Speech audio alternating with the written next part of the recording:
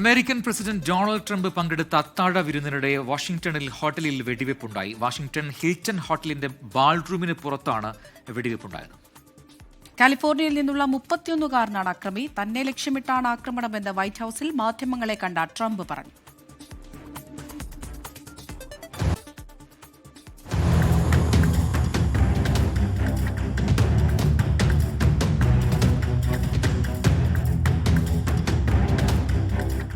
വാഷിംഗ്ടണിലെ Hilton ഹോട്ടലിൽ നടന്ന white house press correspondence അസോസിയേഷന്റെ വാർഷിക അത്താഴവിരുന്നിനിടെയാണ് സംഭവമുണ്ടായത്. വിരുന്ന് നടന്ന ഹോട്ടലിന്റെ ഹാളിൽ നിന്നും 45 മീറ്റർ അകലെയാണ് അക്രമി വെടിയുതിർത്തതെന്നും അക്രമിക്ക് ഹാളിനടുത്തെത്താനായില്ലെന്നും ട്രംപ് അരമണിക്കൂറിന് ശേഷം വൈറ്റ് ഹൌസ് പ്രസ് ബ്രീഫിംഗ് റൂമിൽ നടന്ന പത്രസമ്മേളനത്തിൽ വ്യക്തമാക്കി. കാലിഫോർണിയയിൽ നിന്നുള്ള 31-കാരനായ കോൾ തോമസ് അലനാണ് അക്രമിയെന്നാണ് FBI കണ്ടെത്തിയിരിക്കുന്നത്. അക്രമിയെ FBI അറസ്റ്റ് ചെയ്തു. തനിക്കെതിരെയുള്ള വധശ്രമമായിരുന്നുവെന്ന ചോദ്യത്തിന് ഇത്തരം അക്രമികൾ ഭ്രാന്തന്മാരാണെന്നും നമുക്കതറിയാനാവില്ലെന്നും അക്രമി തന്റെ അടുത്തുനിന്നും ഏറെ അകലെയായിരുന്നുവെന്നുമാണ് ട്രംപ് പ്രതികരിച്ചത്. വലിയ കാര്യങ്ങൾ ചെയ്യുന്നവർക്കെതിരെ വധശ്രമമുണ്ടാകാറുണ്ടെന്നും ട്രംപ് പറഞ്ഞു.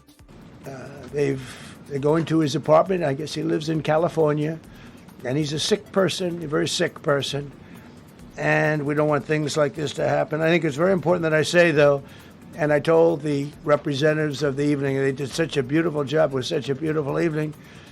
And again, they're talking about free speech in our Constitution. That's what it's all about, not just White House correspondence. It was really based on free speech in our Constitution.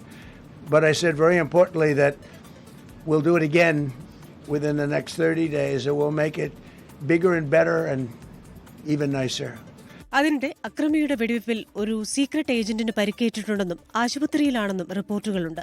വെടിവെപ്പിന് ശേഷവും അത്താഴവിരുന്നിൽ പങ്കെടുക്കുമെന്ന് Trump വ്യക്തമാക്കിയെങ്കിലും സുരക്ഷാ ഉദ്യോഗസ്ഥരുടെ നിർദ്ദേശപ്രകാരം ഹോട്ടലിൽ നിന്നും ട്രംപിനെ ഒഴിപ്പിക്കുകയായിരുന്നു.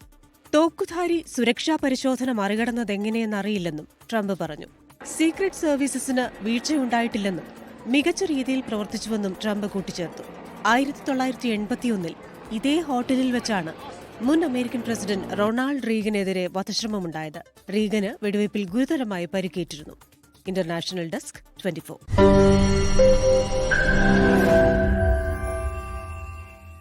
ലോകത്തെവിടെയായാലും ഏത് സമയത്തും 24 വാർത്തകളും ഓഗ്മെന്റഡ് റിയാലിറ്റി പാക്കേജുകളും എക്സ്പ്ലെയിനറുകളും വിശദമായി കാണാൻ ഞങ്ങളുടെ യൂട്യൂബ് ചാനൽ നിങ്ങൾക്ക് സബ്സ്ക്രൈബ് ചെയ്യാം.